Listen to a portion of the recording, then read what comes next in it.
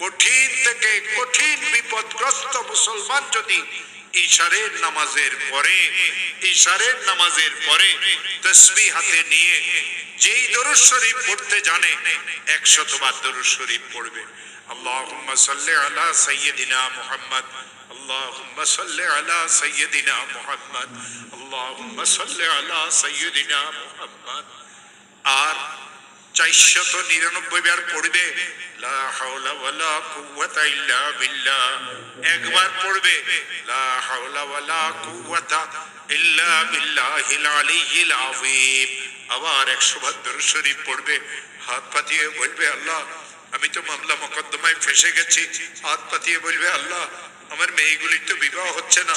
হাত পাতিয়ে বলবে আল্লাহ আমার একটা মেয়ে তালাক নিয়ে ঘরে চলে এসেছে। হাত পাতিয়ে বলবে আল্লাহ আমি মামলা মোকদ্দমাতে ফাঁসিয়ে গেছি। হাত পাতিয়ে বলবে আল্লাহ আমার